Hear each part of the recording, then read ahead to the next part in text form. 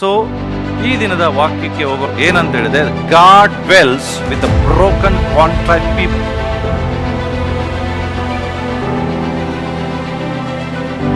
Bible ಹೇಳ್ತದೆ, ದೀನನು ಮನಮುರಿದವನು ನನ್ನ ಮಾತಿಗೆ ಭಯಪಡುವವನು ಆಗಿರುವವನೇ ಅವನ ಸಂಗಡ ನಾನು ಇರಲಿಕ್ಕೆ ಬಯಸ್ತೇನೆ.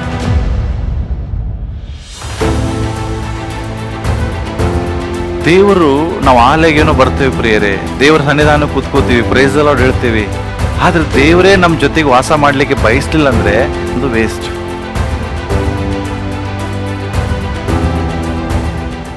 ಸೊ ಈ ದಿನದ ವಾಕ್ಯಕ್ಕೆ ಹೋಗೋಣ. ಏನು ನಾನು ಹಾಗಾದ್ರೆ ಈ ದಿನ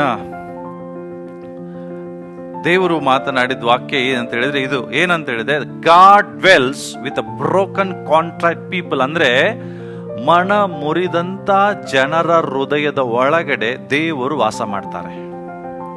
ಹಲೋ, ದೇವರು ಎಲ್ಲಿ ವಾಸ ಮಾಡ್ತಾರೆ? ಮನ ಮುರಿದಂತ ಹೃದಯದ ಒಳಗಡೆ, ಜನರ ಹೃದಯದಲ್ಲಿ ದೇವರು ವಾಸಿಸ್ತಾರೆ. ಇಂಥ ಒಂದು ವಾಕ್ಯವನ್ನು ದೇವರು ನನಗೆ ಕೊಟ್ಟರು. ನಾವೆಲ್ಲರೂ ಅಲ್ಲಿ ವಾಕ್ಯ ಇದೆ ಆಲ್ರೆಡಿ. ಕೀರ್ತನೆ 51ನೇ ಅಧ್ಯಾಯ 17ನೇ ವಚನ, ಸಾಮ್ಸ್ 51 ವರ್ಸ್ 17. ಎಲ್ಲರೂ ತೆಗಿರಿ, ಓಪನ್ ಯುವರ್ ಬೈಬಲ್.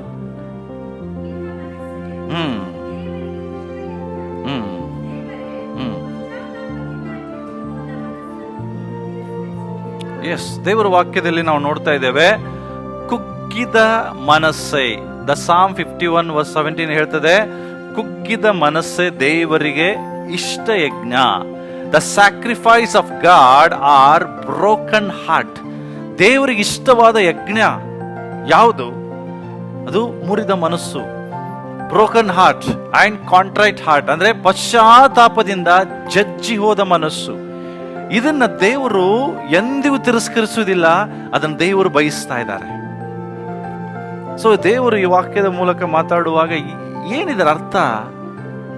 ಜನ ಬಯಸ್ತಾರೆ, ದೇವರೇ ನೀ ನನ್ನಲ್ಲಿರು, ನನ್ನ ಜೊತೆಗಿರು, ನನ್ನ ಮನೆಯಲ್ಲಿರು, ಯಾವಾಗಲೂ ನನ್ನ ಒಟ್ಟಿಗಿರು ಅಂತ. ಯಾಕೆ? ದೇವರೇ ನೀನು ವಾಗ್ದಾನ ಮಾಡಿದಿ, ಯುಗದ ಸಮಾಪ್ತಿವರೆಗೂ ಎಲ್ಲಾ ದಿವಸ ನಾನು ನಿನ್ನ ಜೊತೆಗೆ ಇರ್ತೇನೆ ಅಂತ. ಸೊ ದೇವರು ವಾಗ್ದಾನ ಏನೋ ಮಾಡಿದ್ದಾರೆ, ಜನರು ಅದನ್ನೇ ವಾಗ್ದಾನವನ್ನ ಪದೇ ಪದೇ ಅರಿಕೆ ಮಾಡಿ, ದೇವರು ನನ್ನೊಟ್ಟಿಗಿದ್ದಾನೆ ಅಂತ ಅರಿಕೆ ಮಾಡ್ತಾರೆ. ಆದ್ರೆ ದೇವರು ರಾತ್ರಿ ಮಾತಾಡ್ತಾರೆ, ನಾನು ಎಲ್ಲರೊಟ್ಟಿಗಿರುವುದಿಲ್ಲ, ಬಟ್ ಯಾರ ಜೊತೆಗಿರ್ತಾನೆ? ಕುಗ್ಗಿದ ಮನಸ್ಸುಳ್ಳವರೊಟ್ಟಿಗೆ ನಾನು ಇರ್ತೇನೆ. ಪಶ್ಚಾತ್ತಾಪದಿಂದ ಜಜ್ಜುವುದ ಮನಸ್ಸರೊಟ್ಟಿಗೆ ನಾನು ಜೀವಿಸ್ತೇನೆ. I live with a broken heart people. ಯಾರ ಹೃದಯಗಳು, ಮನಸ್ಸು ಜಜ್ಜಿ ಹೋಗಿದೆಯೋ, ಕುಗ್ಗಿ ಹೋಗಿದೆಯೋ, ಅಂಥವರ ಸಂಗಡ ನಾನು ಇರ್ತೇನೆ. ಓಕೆ, ನಾವು ವಿಮೋಚನೆ ಕಾಂಡ ಪುಸ್ತಕಕ್ಕೆ ಬರುವಾಗ ದೇವರು ನಾನು ವಾಸ ಮಾಡಬೇಕಾದಂತ ಒಂದು ಸ್ಥಳದ ಬಗ್ಗೆ ದೇವರು ಮಾತಾಡ್ತಾರೆ. ಅಲ್ಲಿ ಹಳೆ ಒಡಂಬಡಿಕೆಯಲ್ಲಿ ದೇವರು ವಾಸ ಮಾಡುವಾಗ ದೇವರು ಆದುಕೊಂಡ ಸ್ಥಳ ದೇವರ ಆಲಯ, ಅಂದ್ರೆ ಟ್ಯಾಬರ್ನಾಕಲ್, ಕಟ್ಟಡ. ಎಲ್ಲರೂ ತೆಗಿರಿ, ಎಕ್ಸೋಡಸ್ 25 ವರ್ಸ್ 8. ವಿಮೋಚನ ಕಾಂಡ 25ನೇ ಅಧ್ಯಾಯ 8ನೇ ವಚನ ಓದೋಣ.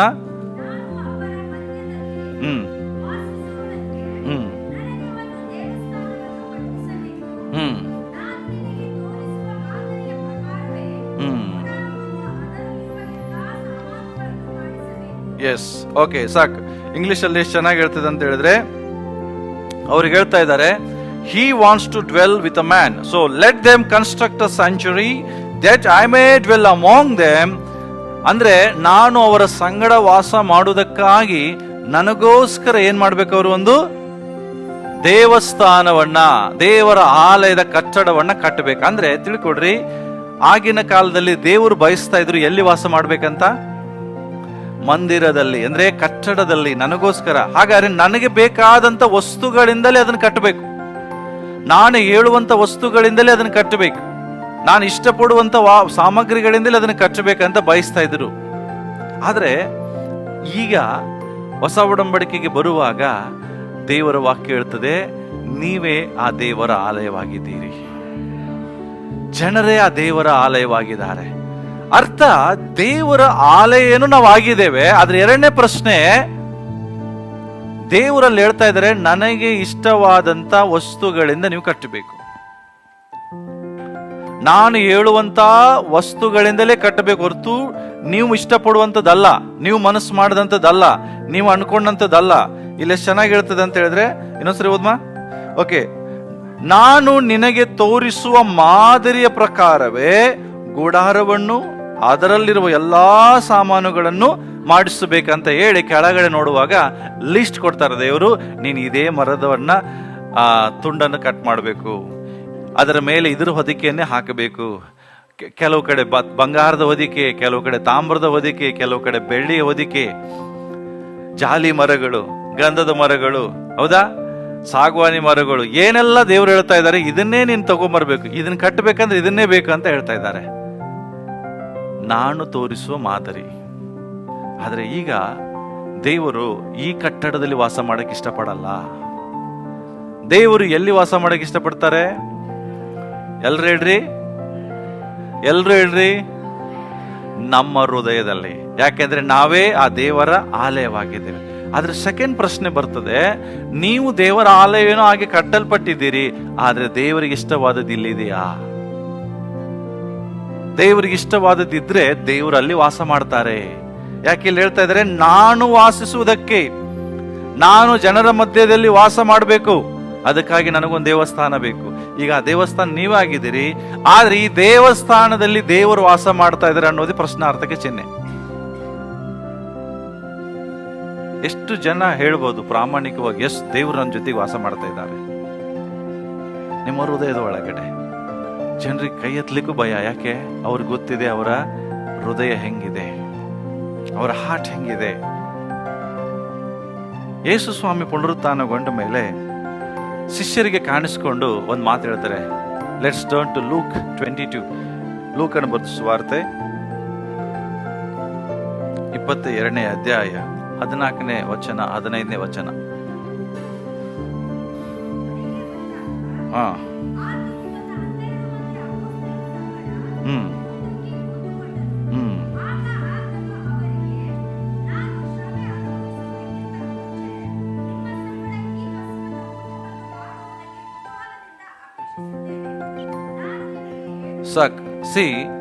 ದೇವರ ವಾಕ್ಯ ಹೇಳ್ತದೆ, ನಾನು ಶ್ರಮೆ ಅನುಭವಿಸುವುದಕ್ಕಿಂತ ಮುಂಚೆ ನಿಮ್ಮ ಸಂಗಡ ಈ ಪಸ್ಕದ ಊಟವನ್ನ ಮಾಡುವುದಕ್ಕೆ ಕುತೂಹಲದಿಂದ ಅಪೇಕ್ಷಿಸಿದ್ದೇನೆ. ತಿಳ್ಕೊಡ್ರಿ, ಯೇಸು ಸ್ವಾಮಿ ಯಾರಿಗೆ ಇದು ಹೇಳ್ತಾ ಇದ್ದಾರೆ ಅಂದ್ರೆ, ಅಲ್ಲಿರುವಂತ ಅಪೋಸ್ತಲರಿಗೆ, ಅಲ್ಲಿ ಶಿಷ್ಯರಿಗೆ ಹೇಳುವಂತ ಮಾತಿದೆ. ಏನಂತ ಹೇಳಿದ್ರೆ, ನಾನು ನಿಮ್ಮ ಸಂಗಡ ರೊಟ್ಟಿ ಮುರಿಬೇಕು ಅಂತ ಕುತೂಹಲದಿಂದ. ಬಹಳ ಚೆನ್ನಾಗಿ ಇಂಗ್ಲಿಷ್ ಅಲ್ಲಿ ಹೇಳ್ತದೆ, and he said to them, I have eagerly desired to eat this Passover with you before I suffer. ನಾನು ನಿಮ್ಮ ಸಂಗಡ ಈ ಕರ್ತನ ಮೇಜನ್ನ ಮಾಡಬೇಕು, ಕುತೂಹಲದಿಂದ ಬಯಸ್ತಾ ಇದ್ದಾನೆ. ಯೇಸು ಸ್ವಾಮಿ ಪುನರುತ್ಥಾನಗೊಂಡ ಮೇಲೆ ಅಲ್ಲಿ ಎಷ್ಟೆಷ್ಟೋ ಜನ ಇದ್ದಾರೆ ರಕ್ಷಣೆ ಹೊಂದಿದವರು, ಆದ್ರೆ ಎಲ್ಲರ ಬಳಿಗೆ ಯೇಸು ಸ್ವಾಮಿ ಹೋಗ್ಲಿಲ್ಲ. ಈ ಕರ್ತನ ಮೇಜನ್ನ ಮುರಿಯುವುದಕ್ಕಾಗಿ ಎಲ್ಲರೂ ಯೇಸು ಸ್ವಾಮಿ ಇನ್ವೈಟ್ ಮಾಡಲಿಲ್ಲ. ಆದ್ರೆ ಯೇಸು ಸ್ವಾಮಿ ತಾನು ಶಿಷ್ಯರಾಗಿ ಆರಿಸಿಕೊಂಡಂತ ಶಿಷ್ಯರ ಬಳಿಗೆ ಮಾತ್ರ ಹೋಗಿ ಹೇಳ್ತಾ ಇದ್ದಾನೆ, ನಾನು ಕುತೂಹಲದಿಂದ ನಿಮ್ಮ ಸಂಗಡ ಊಟ ಮಾಡ್ಬೇಕಂತ ಬಯಸಿದ್ದೇನೆ. ನನಗೆ ಒಂದು ಪ್ರಶ್ನೆ ಆಯ್ತು ಈ ವಾಕ್ಯ ಓದುವಾಗಿ, ಯಾಕೆ ದೇವರು ಇವರಿಗೆ ಹೇಳಿದ್ರು? ಯಾಕಂದ್ರೆ ಇವರ ಬಗ್ಗೆ ನೀವು ಅಪೊಸ್ತಲ ಕೃತ್ಯ 14ನೇ ಅಧ್ಯಾಯ ಓದ್ರಿ, ಅಪೊಸ್ತಲರ ಬಗ್ಗೆ ಅಲ್ಲಿರುವಂತ ಪರಿಸರ ಏನ್ ಹೇಳ್ತಾರೆ ಗೊತ್ತಾ? ಇವರು ವಿದ್ಯಾಭ್ಯಾಸ ಇಲ್ಲದ ಜನರು, ಅನ್ಎಜುಕೇಟೆಡ್ ಪೀಪಲ್, ಹೌದಾ? ಯಾವ ವಿದ್ಯೆ ಇಲ್ಲ, ಯಾವುದೇ ಬುದ್ಧಿ ಇಲ್ಲದೆ ಇರುವಂತವರು, ಕೀಳ್ ಜಾತಿಯವರು, ಹೌದಾ? ಗಣನೆಗೆ ಬಾರದವರು, ಲೋಕದಲ್ಲಿ ಒಳ್ಳೆ ಹೆಸರು ಇಲ್ಲದವರು, ಅಂತಹ ಜನ ಇವ್ರ ಬಗ್ಗೆ ಮಾತಾಡ್ತಾ ಇದ್ದಾರೆ. ಆದ್ರೆ ಯೇಸು ಸ್ವಾಮಿ ಅಂತವರನ್ನ ಆಸೆ ಪಡ್ತಾ ಇದ್ದಾರೆ, ನಾನು ನಿಮ್ಮ ಸಂಗಡಲ್ಲೇ ಊಟ ಮಾಡ್ಬೇಕು, ನಾನು ನಿಮ್ಮ ಸಂಗಡ ಇರಬೇಕು. ನಾವು ಒಂದು ಪ್ರಶ್ನೆ ಕೇಳ್ಬೇಕು ಪ್ರಿಯರೇ, ಈ ಮಾತು ಯೇಸು ಸ್ವಾಮಿ ನಮ್ಗೆ ಹೇಳ್ಬೋದಾ? ಹಲೋ, ನಿಮ್ಮ ಗಮನ ಇಲ್ಲಿರಲಿ, ನಾನು ಹೇಳುವಂತ ಪ್ರಶ್ನೆ ಅರ್ಥ ಮಾಡ್ಕೊಳ್ರಿ. ಯೇಸು ಸ್ವಾಮಿ ತನ್ನ ಶಿಷ್ಯರಿಗೆ ಹೇಳಿದಂತ ಈ ಮಾತು ನಮ್ಮನ್ನ ನೋಡುವಾಗ ಯೇಸು ಸ್ವಾಮಿ ಹೇಳ್ಬೋದಾ? ನಾನು ಕುತೂಹಲದಿಂದ ಕಾಯ್ತಾ ಇದ್ದೇನೆ ನಿಮ್ಮ ಸಂಗಡ ನಾನು ಊಟ ಮಾಡ್ಬೇಕಂತ. ಯಾಕೆ ಯೇಸು ಸ್ವಾಮಿ 12 ಜನ ಶಿಷ್ಯರಿಗೆ ಮಾತು ಹೇಳ್ತಾ ಇದ್ದಾರೆ? ಯಾಕೆಂದ್ರೆ ಯೇಸು ಸ್ವಾಮಿಗೆ ಗೊತ್ತು, ಈ ನನ್ನ ಜನರು ಮನ ಮುರಿದವರು, ಈ ನನ್ನ ಜನರು ಕುಗ್ಗಿ ಹೋದವರು, ಈ ನನ್ನ ಜನರು ದೀನತೆ ಎಂಬ ವಸ್ತ್ರದಿಂದ ಹೊದಿಸಿಕೊಂಡಂತವರು, ಇವರ ಸಂಗಡ ನಾನು ಊಟ ಮಾಡ್ತೇನೆ. ಆದ್ರೆ ಅಲ್ಲಿ ಇವರಿಗಿಂತ ಚೆನ್ನಾಗಿರೋ ಜನ ಇದ್ದಾರೆ, ಇವರಿಗಿಂತ ವಿದ್ಯಾಭ್ಯಾಸ ಇರೋರಿದ್ದಾರೆ, ಇವರಿಗಿಂತ ಒಳ್ಳೆ ಕೆಲಸದಲ್ಲಿರೋರಿದ್ದಾರೆ, ಇವರಿಗಿಂತ ಶ್ರೀಮಂತರಿದ್ದಾರೆ, ಒಳ್ಳೊಳ್ಳೆ ಪೋಸ್ಟ್ ಅಲ್ಲಿ ಇದ್ದಂತ ಜನ ಇದ್ದಾರೆ. ಆದ್ರೆ ಆ ಯಾರನ್ನು ಯೇಸುಸ್ವಾಮಿ ಬಯಸ್ತಾ ಇಲ್ಲ. ಕೇವಲ ಈ ಜನರ ಬಳಿಗೆ ಹೋಗಿ ಹೇಳ್ತಾ ಇದ್ದಾನೆ, ನಾನು ನಿಮ್ಮ ಸಂಗಡ. ಅದೇ 24ನೇ ಅಧ್ಯಾಯ ಬಂದಾಗ ಆ ಸ್ಟೋರಿ ನಾನು ಇಡೀ ಅಧ್ಯಾಯ ಓದ್ದೆ ನಿನ್ನೆ ನಾನು. ನೆಕ್ಸ್ಟ್ 24ನೇ ಅಧ್ಯಾಯಕ್ಕೆ ಬಂದಾಗ ನೀವು ಓದ್ಬೋದು.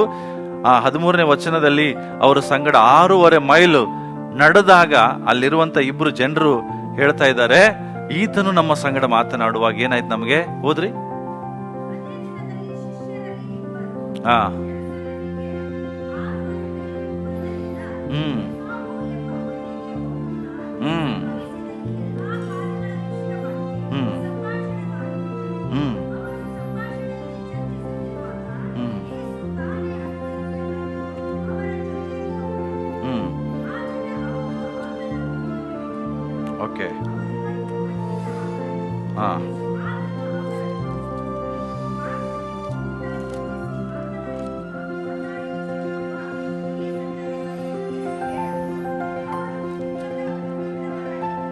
ಓಕೆ. ಹಾ ಹಂಗೆ ಅವರು ಓದ್ತಾ ಹೇಳುವಾಗ ಅಲ್ಲಿ ನೀವು ಮುಂದೆ, ಹಂಗೆ ಟೈಮ್ ಇಲ್ಲ ನನಗೆ ಜಾಸ್ತಿ ಓದಲಿಕ್ಕೆ.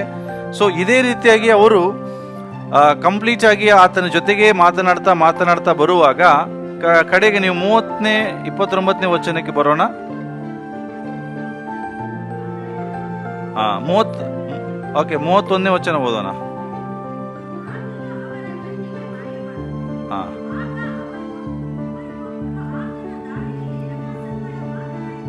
ಹ್ಮ್ ಹ್ಮ್ ಹಾ ಹಾ ಆ 2 ಜನರಿಗೆ 7 ಕಿಲೋಮೀಟರ್ 6.5 ಮೈಲು 12ರಿಂದ 13 ಕಿಲೋಮೀಟರ್ ಪ್ರಯಾಣ ಮಾಡಿದ್ರು ಅವ್ರಿಗೆ ಗೊತ್ತಾಗ್ಲಿಲ್ಲ ಇವ್ರು ಯಾರು ಅಂತ ಸತಿ. ಆದ್ರೆ ಯೇಸು ಸ್ವಾಮಿ ಅವರಿಗೆ ಆ ವಾಕ್ಯದ ಅರ್ಥಗಳನ್ನು ಹೇಳುವಾಗ ಅವರ ಹೃದಯ ಕುದಿತಾ ಇತ್ತು. ಅರ್ಥ ತಿಳ್ಕೊಡ್ರಿ, ಯೇಸು ಸ್ವಾಮಿ 3 ತಾಸು ಯಾರ ಜೊತೆಗೂ ಪ್ರಯಾಣ ಮಾಡಿದ್ರಂತ ನಾನು ಅನ್ಕೊಳ್ಳೋದಿಲ್ಲ. ಆದ್ರೆ ಪುನರುತ್ಥಾನ ಆದ್ಮೇಲೆ ಈ 2 ಶಿಷ್ಯರ ಜೊತೆಗೆ ನಡೀತಾ ಹೋಗ್ತಾ ಇದ್ದಾರೆ. ಏನ್ ಮಾಡ್ತಾ ಇದ್ದಾರೆ? ವಾಕ್ಯವನ್ನು ತಿಳ್ಕೊಡ್ರಿ. ಬೇರೆ ಯಾರ ಸಂಗಡ ಅವ್ರು ಪ್ರಯಾಣ ಮಾಡ್ಲಿಲ್ಲ, ಅವ್ರು ಗುರುತು ಹಿಡಿದೇ ಇದ್ರು, ಅವ್ರ ಜೊತೆ ಪ್ರಯಾಣ ಮಾಡಿದ್ರು. ಆದ್ರೆ ಅವರ ಸಂಗಡ ರೊಟ್ಟಿ ಮುರಿತಾರೆ. ರೊಟ್ಟಿ ಮುರಿದಾಗ, ಅವ್ರ ಮನೆಯಲ್ಲಿ ರೊಟ್ಟಿ ಮುರಿದಾಗ ಅಲ್ಲಿ ನೀವು ಓದ್ಬೋದು 29ನೇ ವಚನದಲ್ಲಿ. ಅಲ್ಲಿ ಅವರ ಸಂಗಡ 30ನೇ ವಚನ, ಆತನು ಅವರ ಸಂಗಡ ಊಟಕ್ಕೆ ಕೂತುಕೊಂಡಾಗ ರೊಟ್ಟಿಯನ್ನು ತೆಗೆದುಕೊಂಡು ದೇವರ ಸ್ತೋತ್ರ ಮಾಡಿ ಮುರಿದು ಅವರಿಗೆ ಕೊಡುವಾಗ ಬೈಬಲ್ ಹೇಳ್ತದೆ, ಅವರ ಕಣ್ಣುಗಳು ತೆರೆದವು. ಅರ್ಥ ಮಾಡಿಕೊಟ್ರೆ, ಅಲ್ಲಿ ತನಕ ಅವರ ಕಣ್ಣುಗಳು ಮುಚ್ಚಲ್ಪಟ್ಟಿತ್ತು, ಅವರ ಗುರುತು ಅವರಿಗೆ ಇರಲಿಲ್ಲ. ಆದ್ರೆ ಈಗ ಏನಾಯ್ತು? ಅವರ ಕಣ್ಣುಗಳು ತೆರೆಯಲ್ಪಟ್ಟವು, ಆತನ ಗುರುತನ್ನು ಅವರು ಹಿಡಿತಾರೆ. ನಮ್ಮ ಸಂಗಡ ಮಾತನಾಡದವರು ಯೇಸು ಅಂತ ಎಂಬವರಿಗೆ ಅವರಿಗೆ ಆಮೇಲೆ ತಿಳುವಳಿಕೆ ಆಗ್ತದೆ. ಅಲ್ಲಿ ತನಕ ಅವರಿಗೆ ಅರ್ಥ ಆಗ್ಲಿಲ್ಲ. ನಾನು ಇದೆಲ್ಲ ಯಾಕೆ ಹೇಳ್ತಾ ಇದ್ದೇನೆಂದ್ರೆ, ಯೇಸು ಸ್ವಾಮಿ ಈ ತರ ಜನರನ್ನೇ ಯಾಕೆ ಬಯಸಿದರು? ಪುನರುತ್ಥಾನಗೊಂಡ ಮೇಲೂ ಯಾರಿಗೂ ಕಾಣಿಸ್ಕೊಳ್ಳದಿರುವಂತ ಯೇಸು ಇವರಿಗೆ ಕಾಣಿಸ್ಕೊಂಡ್ರು.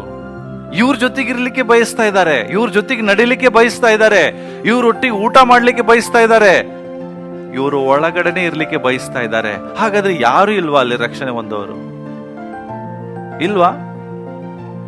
ಯೇಸು ಸ್ವಾಮಿ 3.5 ವರ್ಷದಲ್ಲಿ ಬರೀ 12 ಜನ ರಕ್ಷಣೆ ಹೊಂದಿದ್ರಾ? ಮಾತಾಡ್ರಿ. ಅಷ್ಟೇನಾ? ಇಲ್ಲ, ಸುಮಾರು ಸಾವಿರಾರು ಜನರು ರಕ್ಷಣೆ ಹೊಂದಿದ್ದಾರೆ, ಯೇಸುವನ್ನ ನಂಬಿದ್ದಾರೆ. ಆದರೆ ನಂಬಿದಂತ ಎಲ್ಲಾ ಜನರ ಬಳಿಗೆ ಹೋಗ್ಲಿಲ್ಲ, ನಂಬಿದಂತ ಎಲ್ಲರ ಜನರ ಜೊತೆಗೆ ಊಟ ಮಾಡ್ಲಿಕ್ಕೆ ಬಯಸ್ಲಿಲ್ಲ, ನಂಬಿದ ಎಲ್ಲರ ಜನರ ಜೊತೆ ನಡಿಲಿಕ್ಕೆ ಬಯಸ್ಲಿಲ್ಲ. ಆದ್ರೆ ಕೇವಲ ಕೆಲವು ಜನರು. ಯಾಕೆ? ಅಂತವರ ಸಂಗಡ ದೇವರು ವಾಸ ಮಾಡ್ಲಿಕ್ಕೆ ಇಷ್ಟಪಡ್ತಾರೆ, ಅಂತವ್ರ ಜೊತೆಗೆ ಯೇಸು ಇರ್ಲಿಕ್ಕೆ ಇಷ್ಟಪಡ್ತಾರೆ. ನನ್ನ ಪ್ರಶ್ನೆ, ಈ ಮಾತು ಯೇಸು ಸ್ವಾಮಿ ಆ ಜನರಿಗೆ ಹೇಳಿದಂತ ಮಾತು, ನಿಮ್ಮ ಸಂಗಡ ಊಟ ಮಾಡೋದಕ್ಕೆ ಕುತೂಹಲದಿಂದ ಬಯಸ್ತೇನೆ ಎಂಬ ಮಾತು, ದೇವರು ನನ್ನನ್ನ ನಿನ್ನನ್ನು ನೋಡಿದಾಗ ಹೇಳ್ಬಹುದಾ? ನಮ್ಮ ಹೃದಯಗಳು ಅಷ್ಟು ರೆಡಿ ಇದೆಯಾ?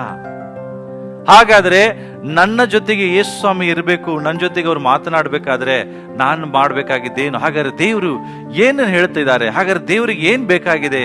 ಯೆಶಾಯ ಪ್ರವಾದನೆ ಗ್ರಂಥಕ್ಕೆ ಹೋಗೋಣ ಬೇಗ. ಯಾವ ರೀತಿ ಜನರನ್ನ ದೇವರು ಬಯಸ್ತಾ ಇದ್ದಾರೆ ಅನ್ನುವಂಥದ್ದು ನಾವು ನೋಡೋಣ ಈಗ. ಓಕೆ,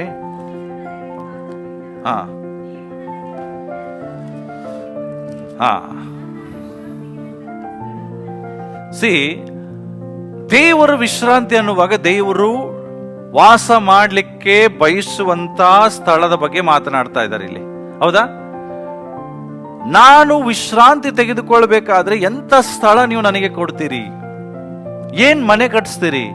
ಆಕಾಶವೇ ನನ್ನ ಸಿಂಹಾಸನ, ಭೂಮಿ ನನ್ನ ಪಾದಪೀಠವಾಗಿರುವಾಗ ಇದೆಂತ ಮನೆ ನೀವು ನನಗೆ ಕಟ್ಟಿಸ್ಕೊಡ್ತೀರಿ ಅನ್ನುವಾಗ 2ನೇ ವಚನ ಹೇಳ್ತದೆ, ಹೌದು, ನನ್ನ ಕೈಗಳೇ ಇವುಗಳೆಲ್ಲ ಉಂಟಾದವು. ಆದ್ರೆ ನಾನು ಕಟಾಕ್ಷಿಸುವನು ಯಾರು? ನಾನು ಯಾರ ಸಂಗಡ ವಾಸ ಮಾಡ್ಲಿಕ್ಕೆ ಇಷ್ಟಪಡ್ತೇನೆ? ಎಲ್ಲಿ ವಿಶ್ರಾಂತಿ ತೆಗೆದುಕೊಳ್ಳಿಕ್ಕೆ ಇಷ್ಟಪಡ್ತೇನೆ? ಬೈಬಲ್ ಹೇಳ್ತದೆ, ದೀನನು, ಮನಮುರಿದವನು, ನನ್ನ ಮಾತಿಗೆ ಭಯಪಡುವವನು ಆಗಿರುವವನೇ ಅವನ ಸಂಗಡ ನಾನು ಇರ್ಲಿಕ್ಕೆ ಬಯಸ್ತೇನೆ. ಹಲೋ, ಇಲ್ಲೇ ಇದ್ದೀರಾ? ಇಲ್ಲೇ ಇದ್ದೀರಾ?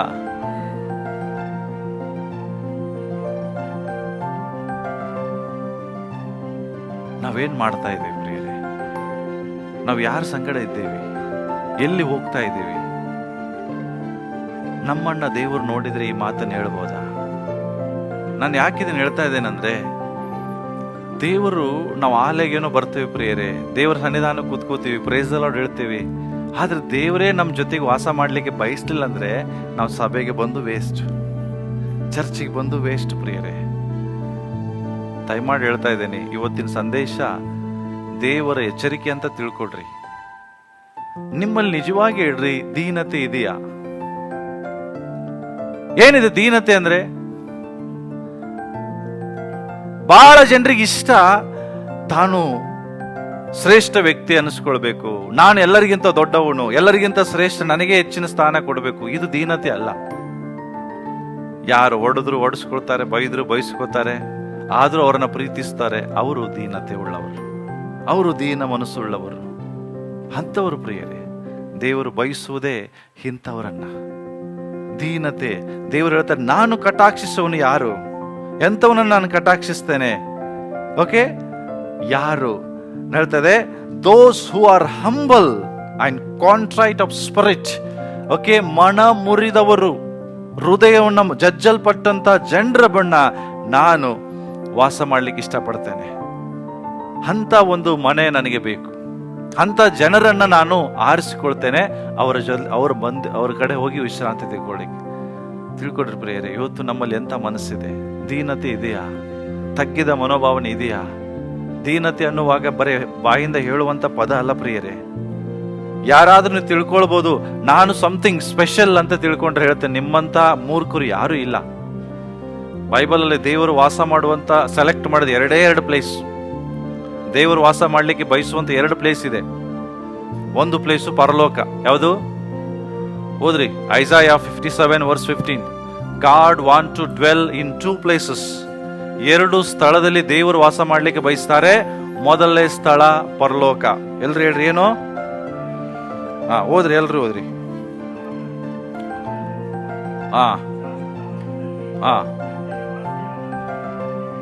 ಹೀಗೆನ್ನುತ್ತಾನೆ, ನಾನು ಯಾರ ಜೊತೆಗೆ ಇರ್ಲಿಕ್ಕೆ ಬಯಸ್ತಾರ್ರಿ? ಜಜ್ಜಿ ಹೋದ ದೀನ ಮನಸ್ಸುಳ್ಳವರ ಜೊತೆಗೆ ಇದ್ದುಕೊಂಡು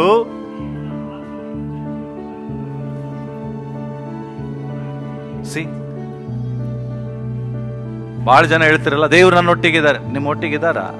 ಹಾಗಾದ್ರೆ ನಿಮ್ಮ ಒಟ್ಟಿಗಿದ್ರೆ ನಿಮ್ಮ ಹೃದಯ ಹೆಂಗಿರ್ತದೆ? ಗರ್ವದಿಂದ ಇರುವುದಿಲ್ಲ.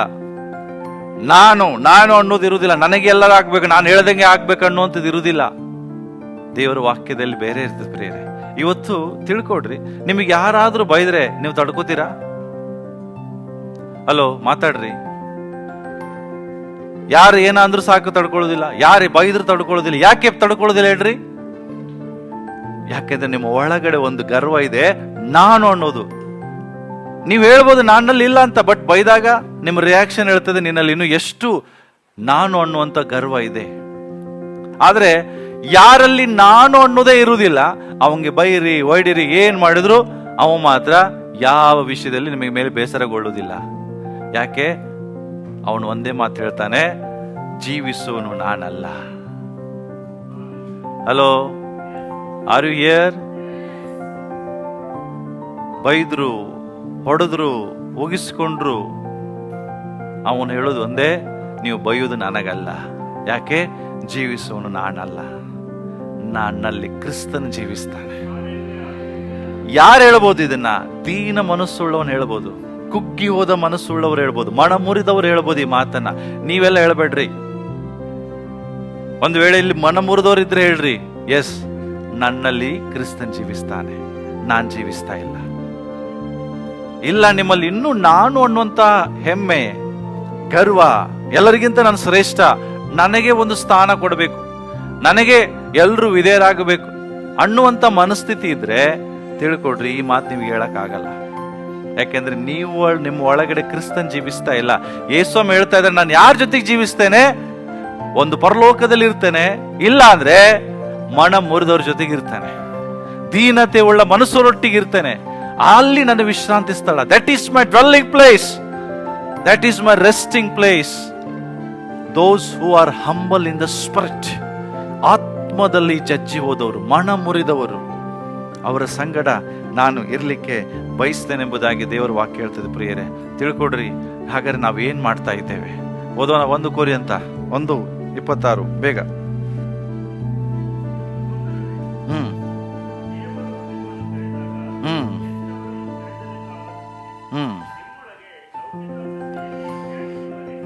ಓಕೆ.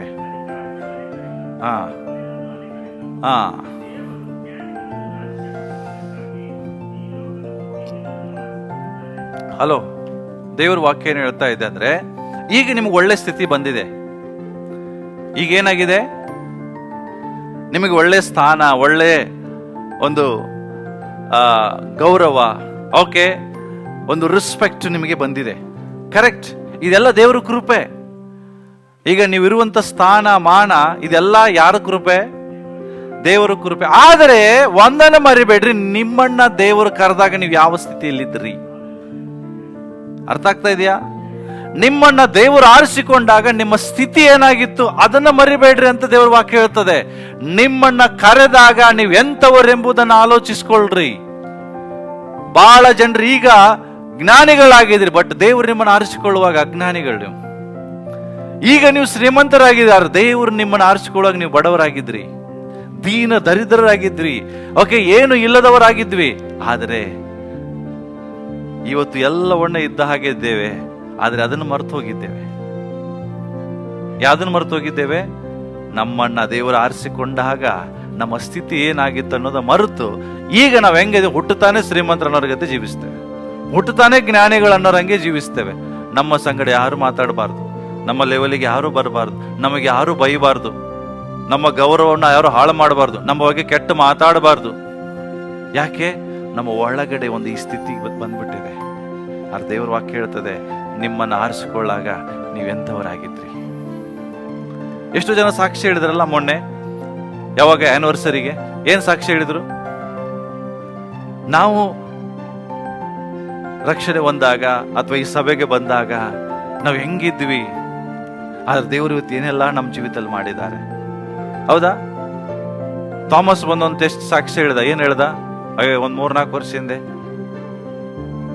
ನನಗೆ ಅವಮಾನ ಮಾಡಿ ಹೊರಗೆ ಹಾಕಿದ್ರು, ನನಗೆ ಸ್ಥಾನವನ್ನು ತೆಗೆದ್ರು, ಆದ್ರೆ ದೇವರು ಮತ್ತೆ ಆ ಸ್ಥಾನವನ್ನು ಈ ಸಭೆಯಲ್ಲಿ ಕೊಟ್ರು. ಏನೆಲ್ಲ ಕಳ್ಕೊಂಡಿದ್ದೆ ದೇವರು ತಿರುಗಿ ವಾಪಸ್ ಕೊಟ್ರು ಹೇಳಿದ್ನ. ಆದ್ರೆ ಪ್ರಶ್ನೆ ಏನಂದ್ರೆ, ನಮ್ಮನ್ನ ದೇವರು ಆರಿಸಿಕೊಂಡಾಗ, ನಮ್ಮನ್ನ ದೇವರು ಕರೆದಾಗ ನಾವು ಎಂಥವರಾಗಿದ್ದೇವು ಅನ್ನುವುದನ್ನ ನಾವು ಮರೆತು ಹೋಗಿದ್ದೇವೆ. ಅದಕ್ಕೆ ಹೇಳ್ತಾರೆ, ನಿಮ್ಮ ಒಳಗಡೆ ಲೌಕಿಕ ದೃಷ್ಟಿಯಲ್ಲಿ ಜ್ಞಾನಿಗಳು ಅನೇಕರಿಲ್ಲ, ಅಧಿಕಾರಿಗಳು ಅನೇಕರಿಲ್ಲ, ಕುಲೀನರು ಅನೇಕರಿಲ್ಲ. ಆದ್ರೆ ದೇವರು ನಿಮ್ಮನ್ನೇ ಆರಿಸಿಕೊಂಡಿದ್ದಾರೆ. ನೀವು ಜ್ಞಾನಿಗಳಲ್ಲ, ಅಧಿಕಾರಿಗಳಲ್ಲ, ದೇವರು ನಿಮ್ಮನ್ನೇ ಆರಿಸಿಕೊಂಡ್ರೆ. ಯಾಕೆ?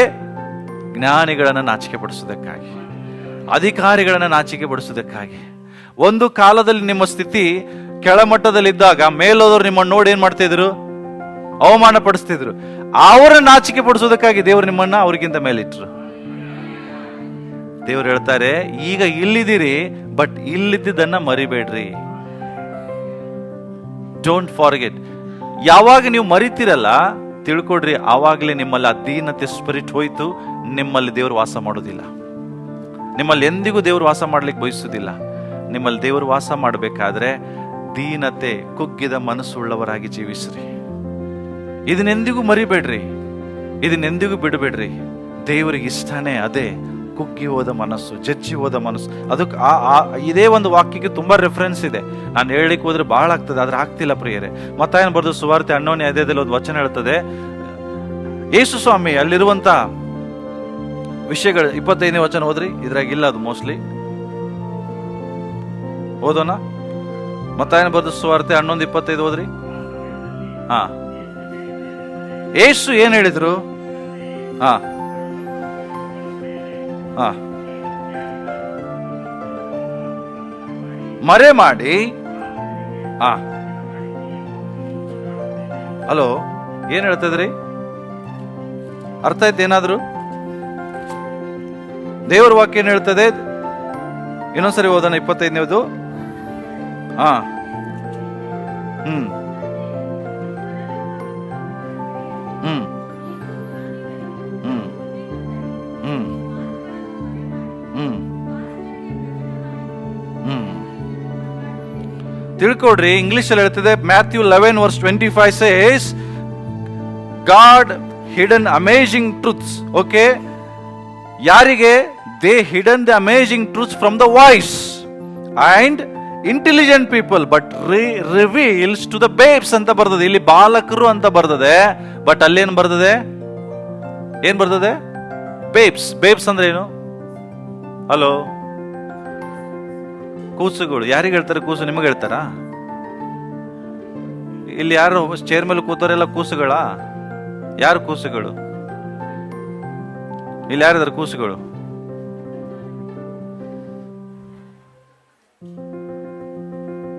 ಏನ್ ಹೇಳ್ತಾ ಇದ್ದಾರೆ? ದೇವರೇ, ಜ್ಞಾನಿಗಳಿಗೂ ಬುದ್ಧಿವಂತರಿಗೂ ಈ ಮಾತುಗಳನ್ನು ಏನ್ ಮಾಡಿದಿ? ಮರೆ ಮಾಡಿದಿ. ಆದ್ರೆ ಯಾರಿಗೆ ಪ್ರಕಟ ಮಾಡಿದ್ರಿ?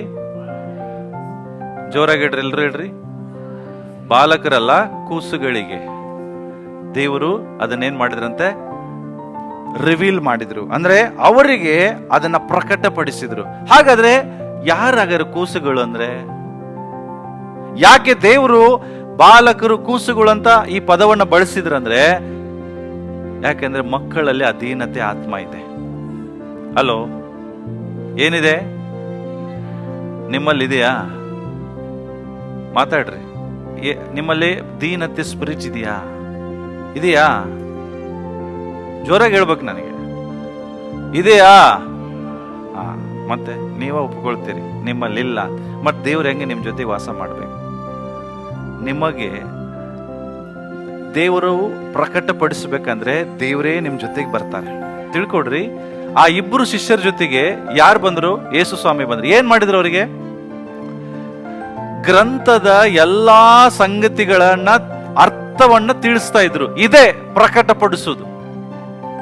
ಇವತ್ತು ಬೈಬಲ್ ಓದುವಾಗ ಜನ ಹೇಳುದು, ಪಾಸ್ಟ್ರೆ ನಿದ್ರೆ ಬಂದು ಹೋಗ್ತದೆ, ಬೈಬಲ್ ಓದುವಾಗ ಏನು ಅರ್ಥ ಆಗುದಿಲ್ಲ, ಎಲ್ಲ ಮಾಡಕ್ ಇಷ್ಟಪಡ್ತಾರೆ, ಪ್ರಾರ್ಥನೆ ಬೈಬಲ್ ಓದಕ್ಕೆ ಆಗುದಿಲ್ಲ. ಯಾಕೆ? ನೀನ್ ಬೈಬಲ್ ಓದುವಾಗ ಯೇಸು ಸ್ವಾಮಿ ನಿನ್ ಜೊತೆ ಕೂತ್ಕೊಳ್ತಿಲ್ಲ. ನಿನ್ ಜೊತೆ ಕೂತ್ಕೊಂಡ್ರೆ ನಿನ್ ಬೈಬಲ್ ಓದುವಾಗ ನಿದ್ರೆ ಬರಲ್ಲ, ಸತ್ಯಾರ್ಥಗಳನ್ನ ತಿಳ್ಕೊಳ್ತಾ ಆಸಕ್ತಿ ಹುಟ್ಟುತ್ತದೆ. ಬಟ್ ಯಾರಿಗೆ ದೇವರು ಇದನ್ನು ಪ್ರಕಟಿಸ್ತಾರೆ? ಕೂಸುಗಳು. ದೀನತೆ, ಹ್ಯುಮಿಲಿಟಿ. ಕೂಸು ಅನ್ನುವಾಗಲೇ ಅದೊಂದು ಬರ್ತದೆ. ಈ ಕೂಸಿಗೆ ಬೈರಿ, ನಿಮ್ಮಲ್ಲಿ ಸಿಟ್ಟು ಮಾಡ್ತದ ಅದು? ಹೇಳ್ರಿ. ಅರೆ ನಿಮಗೆ ಬೈದ ನೀವು ಯಾಕೆ ಸಿಟ್ಟು ಮಾಡ್ತೀರಿ? ಯಾಕೆ ಅಂದ್ರೆ ಆ ದೀನತೆ ಅನ್ನೋದು ಸತ್ತೋಗಿದೆ. ಯಾರು ಬೈಯಂಗಿಲ್ಲ, ಯಾರು ಕೆಟ್ಟ ಮಾತಾಡುವಂಗಿಲ್ಲ, ಯಾರು ಸಿಟ್ಟುಕೊಳ್ಳಂಗಿಲ್ಲ. ಸಿಟ್ಟುಕೊಂಡ್ರೆ ನಾನು ನೋಡ್ರಿ ಚರ್ಚೆಗೆ ಬರುದಿಲ್ಲ ಇನ್ ಮುಂದೆ. ಯಾಕೆ? ನಾವು ಇದನ್ನ ಮರೆತು ಹೋಗಿದ್ದೇವೆ. ಏನು? ನಿಮ್ಮನ್ನ ದೇವರು ಕರೆದಾಗ ನೀವೆಂಥವರಾಗಿದ್ರಿ ಅದು ಮರೆತೋಗಿದೆ. ಈಗ ಒಂದು ಒಳ್ಳೆ ಲೆವೆಲ್ಗೆ ಬಂದ ಮೇಲೆ ನನಗೆ ಯಾರು ಬೈಯಂಗಿಲ್ಲ, ನನಗೆ ಗೌರವ ಕೊಡ್ಬೇಕು, ನನಗೆ ಸ್ಥಾನ ಕೊಡ್ಬೇಕು. ಬೈದ್ರೆ ನಾನು ಚರ್ಚೆ ಬಿಡ್ತೇನೆ. ಹಲೋ, ನಮ್ಮಲ್ಲಿ ಆ ದೀನತೆ ಸ್ಪಿರಿಟ್ ಇದೆಯಾ? ಹಂಬಲ್ನೆಸ್ ಇದೆಯಾ? ನನ್ನನ್ನು ದೇವರು ಕರೆದಾಗ ನಾನು ಎಂಥವನಾಗಿದ್ದೇನೆ ಅನ್ನೋದು ಇದೆಯಾ? ಇವತ್ತು ಫೆಲೋಶಿಪ್ ಇಲ್ಲ, ಅನ್ಯೋನ್ಯತೆ. ತಿಳ್ಕೊಡ್ರಿ, ಅನ್ಯೋನ್ಯತೆ ನಮ್ಮಲ್ಲಿ ಯಾಕೆ ಬರ್ತಾ ಇಲ್ಲ ಅಂದ್ರೆ ಒಂದೇ ಕಾರಣ. ಏನು? ಡಿಮಾಂಡ್ಸ್ ಬಾಳಿದೆ ನಮ್ಮಲ್ಲಿ. ಡಿಮಾಂಡ್ಸ್ ಅಂದ್ರೆ ಏನು? ಏನಂತಾರೆ ಡಿಮಾಂಡ್ಸಿಗೆ? ಅಂದ್ರೆ ಡಿಮಾಂಡ್ಸ್ ಅಂದ್ರೆ ನನಗಿಷ್ಟ ಆದದ್ದು ಇರಬೇಕು, ನಾನು ಏನ್ ಹೇಳ್ತೇನೆ ಅದನ್ನ ನಡಿಬೇಕು ಅಂದಾಗ ಅನ್ಯೋನ್ಯತೆ. ಇಲ್ಲ ಅಂದ್ರೆ ಇಲ್ಲ. ಡಿಮಾಂಡ್ಸ್ ಬಾಳ. ಒಂದು ಕಪಲ್ಸು 60 years ವೆಡ್ಡಿಂಗ್ ಆನಿವರ್ಸರಿ ಆಚರಿಸಿಕೊಳ್ಳುವಾಗ ಅವರಿಗೆ ಒಂದೇ ಕೇಳಿದ್ರು, 60 ವರ್ಷ ನಿಮ್ಮ ಸಂಸಾರ ಜೀವಿತದ ರಹಸ್ಯ ಏನು? ಆ ವ್ಯಕ್ತಿ ಹೇಳಿದ್ದು ಒಂದೇ, ನಮ್ಮ ಒಳ್ಳೆ ಡಿಮಾಂಡ್ಸ್ ಇಲ್ಲ. ಏನಿಲ್ಲ? ನಮ್ಮಿಬ್ಬರಲ್ಲಿ ಯಾವುದೇ ಡಿಮಾಂಡ್ಸ್ ಇಲ್ಲ. ಡಿಮಾಂಡ್ಸಿಗೆ ಇನ್ನು ಸರಿಯಾದ ಪದ ಏನು ಅರ್ಥ ಆಗ್ತಿಲ್ಲ. ಏನು ಕನ್ನಡ? ಬೇಡಿಕೆಗಳಿಲ್ಲ ನಮ್ಮಲ್ಲಿ. ಏನು? ಷರತ್ತುಗಳಿಲ್ಲ. ನೀನ್ ಹಿಂಗಿರ್ಬೇಕು, ನೀನ್ ಹಂಗೆ ಮಾಡ್ಬೇಕು, ನೀನ್ ಅದನ್ನೇ ಮಾಡ್ಬೇಕು. ಇಲ್ಲ. ಯಾವಾಗ ಡಿಮಾಂಡ್ಸ್ಗಳಿರಲ್ಲ ಅಲ್ಲಿ ಅನ್ಯೋನ್ಯತೆ ಹೆಚ್ಚಾಗ್ತದೆ. ಬಟ್ ಯಾವಾಗ ನಮ್ಮ ಸಭೆಯವರ ಮಧ್ಯದಲ್ಲಿ ಡಿಮಾಂಡ್ಸ್ಗಳು ಹೆಚ್ಚಾಗ್ತದೆ ನೋಡ್ರಿ, ನಾನು ಹೇಳ್ದಂಗೆ ಆಗ್ಬೇಕು, ನಾನು ಹೇಳ್ದಂಗೆ ನಡಿಲಿಲ್ಲ, ಅವ್ರ ಜೊತೆಗೆ ನಾನು ಅನ್ಯೋನ್ಯತೆಯಿಂದ ಇರಕ್ಕಾಗೋದಿಲ್ಲ. ಪ್ರಿಯರೇ, ನಾವು ಏನಾಗಿದ್ದೇವೆ, ಎಂಥವರಾಗಿದ್ದೇವೆ ಅನ್ನೋದನ್ನು ನಾವು ಮರೆತು ಹೋಗಿದ್ದೇವೆ. ಗಲೇಷನ್ಸ್ ಚಾಪ್ಟರ್ 6:3 ತೆಗಿರಿ. ಗಲಾತ್ಯದವರಿಗೆ ಬರೆದ ಪತ್ರಿಕೆ 6ನೇ ಅಧ್ಯಾಯ 3ನೇ ವಚನ ತೆಗಿರಿ.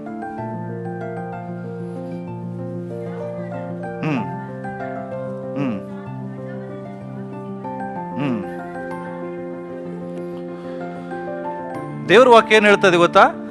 ಯಾವನಾದರೂ ಅಲ್ಪನಾಗಿದ್ದು ತಾನು ದೊಡ್ಡವನೆಂದು ಭಾವಿಸಿಕೊಂಡರೆ. ಇಂಗ್ಲಿಷ್ ಬಹಳ ಚೆನ್ನಾಗಿ ಹೇಳ್ತದೆ. ಚಿಕ್ಕವನು ದೊಡ್ಡವನು ಹೇಳೋದಿಲ್ಲ ಇಂಗ್ಲಿಷಲ್ಲಿ. ಏನ್ ಹೇಳ್ತದೆ ಗೊತ್ತಾ? If any one thinks himself as something when he is nothing. ಅರ್ಥ ಆಯ್ತಾ? ಅರ್ಥ ಆಗಲಿಲ್ಲಲ್ಲ? ಏನ್ ಹೇಳ್ತದೆ ಗೊತ್ತಾ? When he think himself as a something when he is nothing.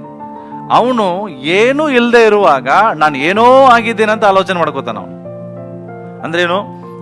ನಾನೊಬ್ಬ ಶ್ರೇಷ್ಠ ವ್ಯಕ್ತಿ. ಬಟ್ ರಿಯಾಲಿಟಿಯಲ್ಲಿ ಏನೂ ಇಲ್ಲ ಅವನು. ಅದಕ್ಕೋಸ್ಕರ ಇಲ್ಲಿ ಏನ್ ಅರ್ಥ, ಇದು ಏನ್ ಗೊತ್ತಾ? ಇದು ಯಾವಾಗ ನೀನು ಸ್ಪೆಷಲ್ ಅಂತ ನೀನು ತಿಳ್ಕೊಳ್ತೀಯಲ್ಲ.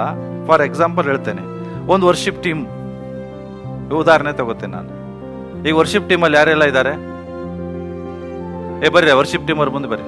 ಇವ್ರು 3 ಜನ ಏನ್ ಮಾಡ್ತಾರೆ ಈಗ ಹೇಳ್ರಿ? ಇವರಲ್ಲಿ ಯಾರು ಸ್ಪೆಷಲ್? ಇವರಲ್ಲಿ ಸ್ಪೆಷಲ್ ಯಾರು? ಓಕೆ, ಈಗ ನೀವು 3 ಜನರಲ್ಲಿ ಕೇಳ್ತೇನೆ, ನಿಮ್ಮ 3ರಲ್ಲಿ ನೀವು ಯಾರು ಇದರಲ್ಲಿ ನೀವು ಫೇಮಸ್ ಯಾರು? ನೀವು ಮಾರುತಿ ಹೃದಯದಿಂದ ಹೇಳ್ತಿದ್ದೀರಾ? ಗೌತಮ್, ನೀವು 3ರಲ್ಲಿ ಫೇಮಸ್ ಯಾರು? ಓಕೆ, ಮಾರುತಿ ನಿಮ್ಮ 3ರಲ್ಲಿ ಫೇಮಸ್ ಯಾರು? ಥಾಮಸ್. ಒಬ್ರು ತಮ್ಮ ಹೆಸರುಗಳು ಹೇಳ್ತಾ ಇಲ್ಲ.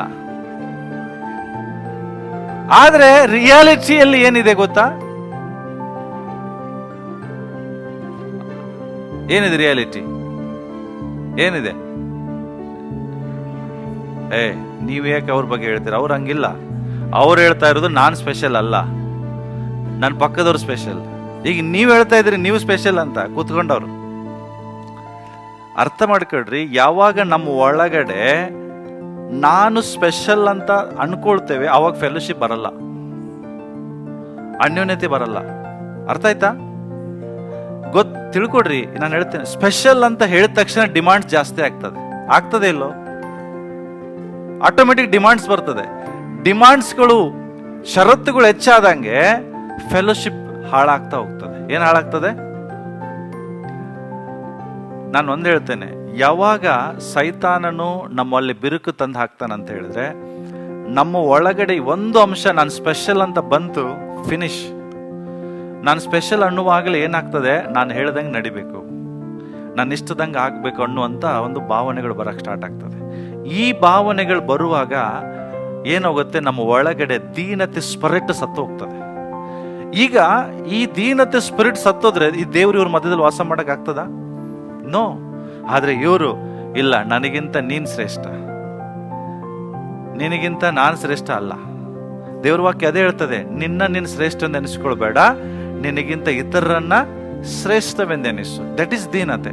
ಬಟ್ ಇದೇ ವಾಕ್ಯ ಹೇಳ್ತದೆ, ನೀನು ಏನು ಅಲ್ಲ ಆಕ್ಚುಲಿ, ಬಟ್ ನೀನು ಏನೋ ಆಗಿದ್ದೆ ಅಂತ ಭಾವಿಸ್ಕೊಳ್ಬೇಡ.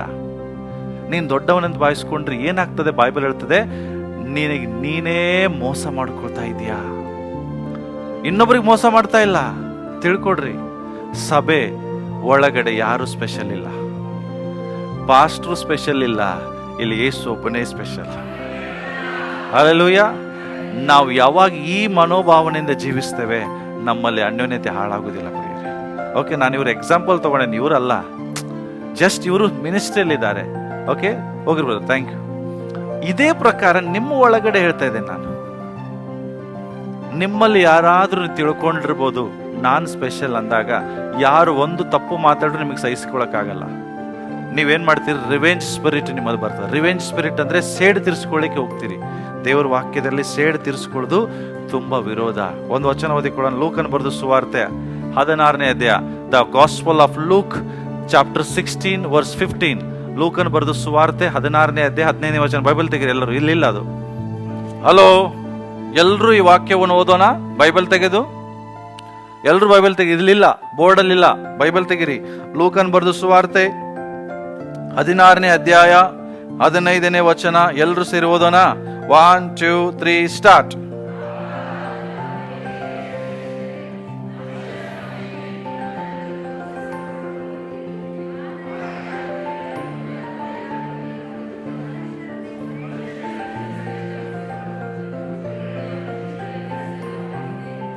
ಎಸ್, ತಿಳ್ಕೊಡ್ರಿ ಏನ್ ಹೇಳ್ತಾ ಇದೆ.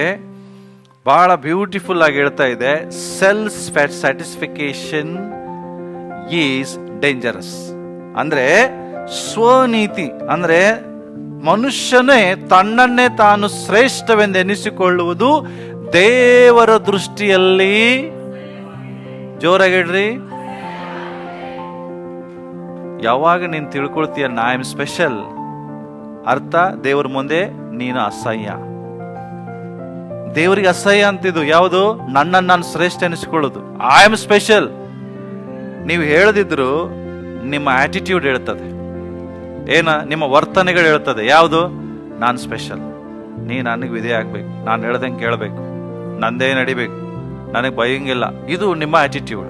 ನೀವು ಬಾಯಿಂದ ಹೇಳ್ತಾ ಇಲ್ಲ ನಾನು ಸ್ಪೆಷಲ್ ಅಂತ, ಬಟ್ ನಿಮ್ಮ ವರ್ತನೆ ಹೇಳ್ತದೆ ನಿಮಗಿಂತ ನಾನು ಶ್ರೇಷ್ಠ. ಅದಕ್ಕೋಸ್ಕರ ನಾನು ಹೇಳ್ದಂಗೆ ನೀವು ಮಾಡ್ರಿ. ಪ್ರಿಯರೇ, ನಿನ್ ದೀನತೆ ಉಳ್ಳವನಾಗು. ಕರ್ತನ ದೃಷ್ಟಿಯಲ್ಲಿ ನಿನ್ ಶ್ರೇಷ್ಠ ಉಳ್ಳವನಾಗ್ತೀಯ. ಆದ್ರೆ ನಿನ್ನ ಶ್ರೇಷ್ಠ ಎನಿಸಿಕೊಂಡ್ರೆ ದೇವರ ಮುಂದೆ ನೀನು ಅಸಹ್ಯ ವ್ಯಕ್ತಿ ಆಗ್ತೀಯ. ನಾನು ಪರಮಗೀತೆ ಪುಸ್ತಕ ಓದುವಾಗ ಒಂದು ಪ್ರಿಯ ಒಂದು ತನ್ನ ಪ್ರೀತಿ ಹೆಂಡತಿಗೆ ಬರೆಯುವಂತ ಒಂದು ರೀತಿಯಲ್ಲಿದೆ. ಬಟ್ ಅದೇನಂದ್ರೆ ಕರ್ತನಾದ ಯೇಸು ಕ್ರಿಸ್ತನು ಸಭೆಗೆ ಬರೆಯುವಂತ ಮಾತು. ಅದು ಸಾಂಗ್ಸ್ ಆಫ್ ಲವರ್, ಒಂದು ಪ್ರೇಮಿಯ ಒಂದು ಕವನಗಳು ಅವೆಲ್ಲ. ಅದರಲ್ಲಿ ದೇವರು ವಾಕ್ಯದಲ್ಲಿ ದೇವರು ಹೇಳ್ತಾ ಇದ್ದಾರೆ, ನೀನು ನನಗೆ ತುಂಬಾ ಇಷ್ಟ, ನೀನು ಅತಿ ಸುಂದರಳು, ನೀನು ರಮಣೀಯಳು, ಶ್ರೇಷ್ಠವಾದವಳು ಅಂತ ಹೇಳ್ತಿರ್ತಾರೆ. ಆಗ ಅಲ್ಲಿ ಒಂದು ವಚನ ಓದ್ತಾ ಇದೆ, 1:10. ಪರಮಗೀತ 1ನೇ ಅಧ್ಯಾಯ 10ನೇ ವಚನ ಹೇಳ್ತದೆ, ಸಾಂಗ್ಸ್ ಆಫ್ ಸಾಂಗ್ಸ್. ಓಕೆ, ಅಲ್ಲೇನು ಹೇಳ್ತದೆ ಅಂದ್ರೆ ಸಾಂಗ್ಸ್ ಆಫ್ ಸೊಲೊಮನ್ ಅಲ್ಲಿ. ಓಕೆ, ಅದು ಓದಮ್ಮ.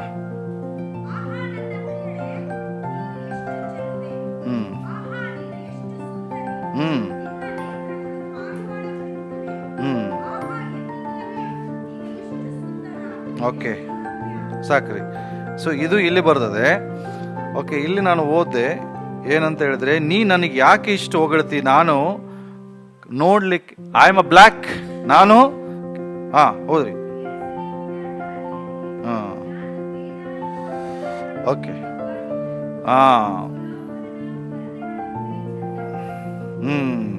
ಸೂರ್ಯನ ದೃಷ್ಟಿಗೆ ಬಿದ್ದು ಕಪ್ಪಾಗಿರುವುದರಿಂದ ನನ್ನನ್ನು ದೃಷ್ಟಿಸಿ ನೋಡ್ಬೇಡ್ರಿ. ಅವ್ರು ಹೇಳ್ತಾ ಇದ್ದಾಳೆ, ನಾನು ಕರ್ರಗಿದ್ದೇನೆ, ನನ್ನ ಯಾಕೆ ನೋಡ್ತೀರಿ ಅಂತ ಹೇಳ್ತಾ ಇದ್ದಾರೆ. ಹೆಂಗ್ ಹೇಳ್ತಾ ಇದ್ದಾರೆ? ಹಲೋ, ನಾನು ಕಪ್ಪಾಗಿದ್ದೇನೆ, ಕರ್ರಗಿದ್ದೇನೆ, ಕಾಗೆ ತರ ಕಲರ್ ಇದೆ, ನನ್ನನ್ನು ನೋಡ್ಬೇಡ್ರಿ ಅಂತ ಹೇಳಿದ್ರೆ, ಆದ್ರೆ ಇಲ್ಲಿ ದೇವರ ವಚನದಲ್ಲಿ 15ನೇ ವಚನ ಹೇಳ್ತದೆ, ನೀನು ಎಷ್ಟು ಚೆಲುವೆ. ಯಾರಿಗಾರು ಹೇಳ್ತೀರಾ ನೀವು? ಕಾಗೆ ಬಣ್ಣದ ಮುಖವುಳ್ಳವರಿಗೆ ಈ ಮಾತು ಹೇಳ್ತೀರಾ? ಹಲೋ, ಹೇಳ್ತೀರೇನ್ರಿ? ಇಲ್ಲ, ಹೇಳುದಿಲ್ಲ. ಓಕೆ, ನೀನು ಎಷ್ಟು ಸುಂದರಿ. ಹಲೋ, ಏನ್ ಹೇಳ್ತದೆ ಇಲ್ಲಿ? 15ನೇ ವಚನ ಏನ್ ಹೇಳ್ತದೆ? 15ನೇ ವಚನ ಹೇಳ್ತದೆ. ಮಾತಾಡ್ರಿ ಜೋರಾಗಿ. 15ನೇ ವಚನ ಓದೋಣ ಎಲ್ರು.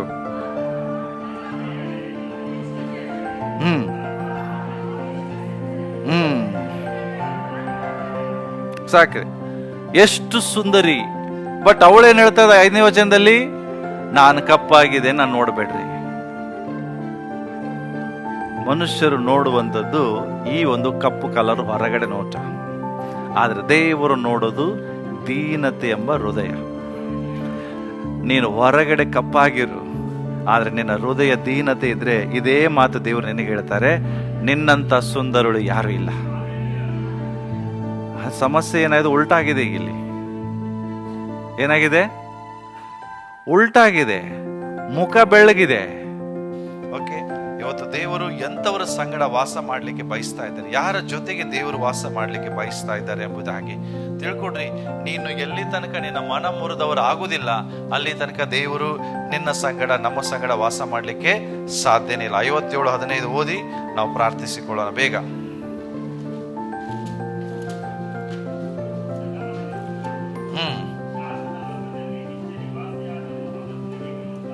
ಎಸ್,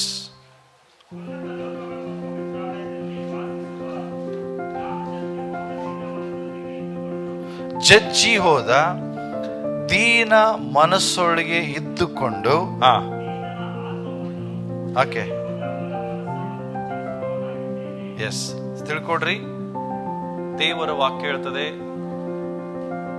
ಕುಗ್ಗಿದ ಮನಸ್ಸು, ಜಜ್ಜಿ ಹೋದ ಹೃದಯ, ಅವರ ಸಂಗಡ ನಾನು ವಾಸ ಮಾಡ್ತೇನೆ. ನಿನ್ನ ಬಾಯಿಂದ, ಹೃದಯದ ಬಾಯಿಂದ, ದೇವರೇ ನಾನು ನಿನ್ನನ್ನು ಪ್ರೀತಿಸ್ತೇನೆ, ನಾನು ನಿನ್ನನ್ನು ಪ್ರೀತಿಸ್ತೇನೆ ಅಂತ ಅರಿಕೆ ಮಾಡಿ, ನಿನ್ನ ಹೃದಯದಲ್ಲಿ ಕುಗ್ಗಿದ ಮನಸ್ಸಿಲ್ಲ ಆದ್ರೆ ನೀನು ಸುಳ್ಳು ಹೇಳ್ತಾ ಇದೀಯ ಅಂತ ಅರ್ಥ ಆಗ್ತದೆ. ನಿನ್ನ ಮಾತು ಸುಳ್ಳು ಅಂತ ಅನಿಸ್ತಾ ಇರ್ತದೆ. 34ನೇ ಕೀರ್ತನೆ ತೆಗಿರಿ, 18ನೇ ವಚನ ಓದೋಣ.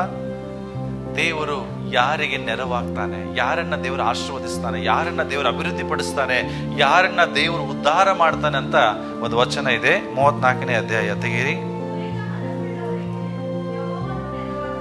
ಯಾರಿಗೆ? ಜೋರಾಗಿ ಹೇಳ್ರಿ, ಯಾರಿಗೆ? ಮುರಿದ ಮನಸ್ಸುಳ್ಳವರಿಗೆ ಮಾತ್ರ ಕರ್ತನು ನೆರವಾಗ್ತಾನೆ. ಓಕೆ, ಮುಂದೆ. ಉದ್ಧಾರ ಅಂದ್ರೆ ಅಭಿವೃದ್ಧಿ ಬೇಕಾದ್ರೆ ಏನ್ ಮಾಡ್ಬೇಕೀಗ? ಕುಗ್ಗಿ ಹೋಗ್ರಿ ಅಂದ್ರೆ, ಕುಗ್ಗಿ ಹೋಗ್ರಿ ಅಂತ ಹೇಳಿದ್ರೆ ಒಳಗಡೆ ಯಾರ್ದು ಮುಖ ಮನೆಗೆ ಓದ್ಕೊಂಡು ಬಾಡಿ ಹೋದ್ರ ಕುತ್ಕೊಳ್ಳೋದಲ್ಲ, ಹೌದಾ? ಅಳು ಮುಖ ಮಾಡ್ಕೊಂಡು ಕುತ್ಕೊಳ್ಳೋದಲ್ಲ. ಇಲ್ಲಿ ದೇವರ ವಾಕ್ಯ ಹೇಳ್ತಿದೆ, ದೀನತೆ ಎಂಬ ಮನಸ್ಸು, ದೀನತೆ ಎಂಬ ವಸ್ತ್ರವನ್ನ ಹೊದಿಸಿಕೊಳ್ಬೇಕು. ಪ್ರಿಯರೇ, ನಿಮ್ ಜೊತೆಗೆ ದೇವ್ರು ವಾಸ ಮಾಡ್ಲಿಕ್ಕೆ ಇಷ್ಟನಾ? ಎಷ್ಟು ಜನ ಇಷ್ಟಪಡ್ತೀರಿ? ಓಕೆ, ಮತ್ತೊಂದು 147ನೇ ಕೀರ್ತನೆ ತೆಗಿರಿ. ವಚನ ಬಹಳ ಇದೆ, ಟೈಮ್ ಇಲ್ಲ ನನ್ನ ಕಡೆ. 147:3 ಓದ್ರಿ. 147:3 ಬೇಗ. ಆ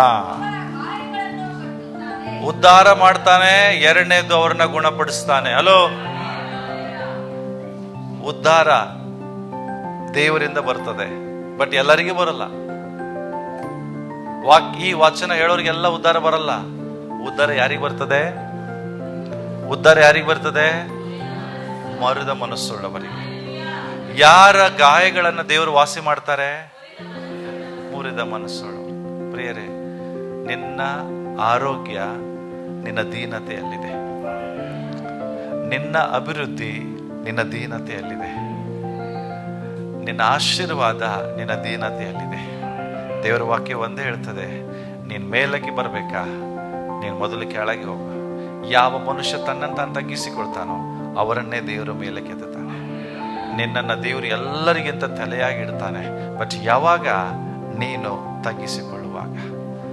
ಸೊ ತಗ್ಗಿಸಿಕೊಳ್ಳುವುದರ್ಥ ಮಾತಲ್ಲಿಲ್ಲ, ನಿನ್ನ ಕೃತ್ಯದಲ್ಲಿದೆ. ನಿನಗೆ ಯಾರಾದ್ರೂ ಬೈದ್ರೆ, ಹೊಡೆದ್ರೆ, ಅವಮಾನ ಮಾಡಿದಾಗ ನಿನ್ನ ದೀನತೆ ನೀನು ತೋರಿಸು. ಯಾವಾಗ ನೀನು ದೀನತೆ ತೋರಿಸ್ತೀಯ, ನಿನ್ನನ್ನು ದೇವರು ಆರಿಸಿಕೊಂಡಾಗ ನೀನು ಎಂಥವನಾಗಿದ್ದೆ ಅಂತ ನೀನು ಯಾವಾಗ ಮರೆಯುವುದಿಲ್ಲ, ಆವಾಗ ನಿನ್ನ ದೀನತೆ ನೀನು ತೋರಿಸ್ಕೊಳ್ತೀಯ. ಪ್ರಿಯರೇ, ಕರ್ತನ ಮೇಜಿಗೆ ನಾವು ಬರ್ತಾ ಇದ್ದೇವೆ. ದೇವರ ವಾಕ್ಯ ಹೇಳ್ತದೆ, ಅಯೋಗ್ಯವಾಗಿ ಇದ್ರಲ್ಲಿ ಕೈ ಹಾಕ್ಬೇಡ್ರಿ. ಹೆಂಗೆ ಹಾಕ್ಬೇಡ್ರಿ? ಅಯೋಗ್ಯವಾಗಿ. ಇನ್ನೂ ನಿಮ್ಗೆ ಅನ್ಸಿದ್ರೆ ನಾನು ಸ್ಪೆಷಲ್ಲು, ನಾನು ಶ್ರೇಷ್ಠ, ಓಕೆ, ಈ ರೀತಿಯಾದಂಥ ಮನೋಭಾವನೆ ಇದ್ರಲ್ಲಿ ಕೈ ಹಾಕ್ಬೇಡ್ರಿ. ಎರಡನೇದು, ನಿಮಗೆ ಇನ್ನೊಬ್ಬರ ವಿಷಯದಲ್ಲಿ ಕಹಿತನ, ಬೇಸರ ಇಟ್ಕೊಂಡ್ರೆ ಇದರಲ್ಲಿ ಕೈ ಹಾಕ್ಬೇಡ್ರಿ. ಮೂರನೇದು, ದೇವರ ವಾಕ್ಯಕ್ಕೆ, ದೇವರಿಗೆ ವಿರೋಧವಾಗಿ ಪಾಪಗಳನ್ನ ಮಾಡಿದ್ರೆ ಇದರಲ್ಲಿ ಕೈ ಹಾಕ್ಬೇಡ್ರಿ. ಯಾಕೆಂದ್ರೆ ನೀವು ಹಾಗೆ ಮಾಡಿದ್ರೆ ಕರ್ತನ ದೇಹಕ್ಕೂ ಆತನ ರಕ್ತಕ್ಕೂ ನೀವು ದ್ರೋಹ ಮಾಡಿದವರಾಗ್ತೀರಿ. ಹಾಗಾದ್ರೆ ನೀವು ಕರ್ತನ ದೇಹಕ್ಕೂ ರಕ್ತಕ್ಕೂ ದ್ರೋಹ ಮಾಡಬಾರ್ದಂದ್ರೆ ದೇವರ ವಚನ ಹೇಳ್ತದೆ, ದೀನತೆ ಎಂಬ ವಸ್ತ್ರದಿಂದ ಒದಿಸಿಕೊಡ್ರಿ, ಮನ ಮುರಿದವರಾಗ್ರಿ. ಕರ್ತನ ಸನ್ನಿಧಾನದಲ್ಲಿ ಬಂದಿರುವಾಗ ದೇವರ ಮುಂದೆ ಅಂಗಲಾಚಿ ಬೇಡ್ರಿ. ಸುಮ್ಮನೆ ಇಲ್ಲಿ ಕುತ್ಕೊಂಡು ಏನೋ ಒಂದು ಕೇಳಿದ್ವಿ ಅಂತೇಳಿ ವಾಪಸ್ ಹೋಗ್ಬೇಡ್ರಿ. ಒಂದು ಬದಲಾವಣೆ ಮಾಡ್ಕೊಂಡು ಹೋಗ್ರಿ. ದೀನತೆ ನಿಮಗೆ ಬೇಕು ಪ್ರಿಯರೇ. ದೀನತೆ ಇಲ್ಲ ಅಂದ್ರೆ ದೇವರು ನಿಮ್ಮ ಮಧ್ಯದಲ್ಲಿ ವಾಸ ಮಾಡೋದಿಲ್ಲ. ದೀನತೆ ಇಲ್ಲ ಅಂದ್ರೆ ದೇವರು ನಿಮ್ಮ ಗಾಯಗಳನ್ನು ವಾಸಿ ಮಾಡೋದಿಲ್ಲ. ದೀನತೆ ಇಲ್ಲ ಅಂದ್ರೆ ದೇವರು ನಿಮ್ಮನ್ನು ಉದ್ಧಾರ ಮಾಡೋದಿಲ್ಲ. ತಗ್ಗಿಸಿಕೊಳ್ರಿ, ಏನೂ ಆಗೋದಿಲ್ಲ. ಜನರ ಮುಂದೆ ತಗ್ಗಿಸಿಕೊಳ್ರಿ. ಅದೇ ಜನರ ಮುಂದೆ ದೇವರು ನಿಮ್ಮನ್ನು ಎಬ್ಬಿಸ್ತಾರೆ, ನಿಮ್ಮನ್ನು ಉನ್ನತ ಸ್ಥಿತಿಗೆ ತಗೊಂಡ್ಬರ್ತಾರೆ.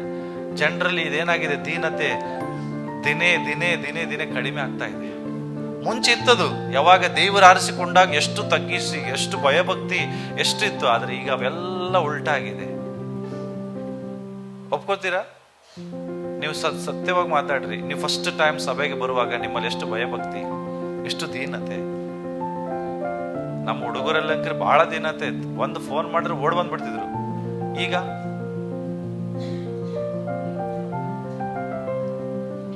ಇಲ್ಲೇ ಇದೇನು ಪಾಸ್ಟರ್ ಅಂತಾರೆ, ಇಲ್ಲಿರುವುದೇ ಇಲ್ಲ ಅವರು. ಇಲ್ಲೇ 2 ನಿಮಿಷ ಅಂತಾರೆ, 2 ತಾಸು ಆಗ್ತದೆ. ಯಾಕೆ? ನೀವು ತೀರ್ರಲ್ಲ, ಹಂಗ ಎಲ್ಲ ಕೇಳಿದ ಕೆಲಸ ಮಾಡಕ್ ಹೇಳ್ತಿಲ್ಲ ಅಂದ್ರೆ ಎಲ್ಲೋ ಒಂದ್ ಕಡೆ ಅದೇನಾಗ್ತದೆ, ದಿನೇ ದಿನೇ ದಿನೇ ದಿನೇ ಕಡಿಮೆ ಆಗ್ತಾ ಇದೆ. ಪ್ರಿಯರೇ, ದೇವರ ವಾಕ್ಯದಲ್ಲಿ ನಿಮ್ಮ ದೇವರು ಮಾತಾಡಿದ್ದಾರೆ. ನಿಮ್ಮನ್ನ ದೇವರು ಉದ್ಧಾರ ಮಾಡಬೇಕು, ನಿಮ್ಮ ಜೊತೆಗೆ ವಾಸ ಮಾಡಬೇಕು, ನಿಮ್ಮ ಸಂಗಡ ಇರಬೇಕಂತ ದೇವರು ಬಯಸ್ತಾರೆ. ಬಟ್ ನೀವೇ ತಡೆಯಾಗಿದ್ದೀರಿ. ಯಾಕೆ ಅಂದ್ರೆ ಆ ದೀನತೆ ಅನ್ನೋದನ್ನ ಕಳ್ಕೊಂಡಿದ್ದೀರಿ. ಇವತ್ತು ದೇವರು ನಿಮ್ಮ ಸಂಗಡ ಮಾತಾಡಿದ್ದಾರೆ. ನಾವೆಲ್ಲರೂ ದೇವರ ಮುಂದೆ ತಗ್ಗಿಸಿಕೊಳ್ಳೋಣ, ಮನುಷ್ಯರ ಮುಂದೆ ತಗ್ಗಿಸಿಕೊಳ್ಳೋಣ. ಖಂಡಿತವಾಗಿ ದೇವರು ನಮ್ಮನ್ನು ಆಶೀರ್ವದಿಸ್ತಾರೆ. ಓಕೆ, ನಾವೆದ್ದು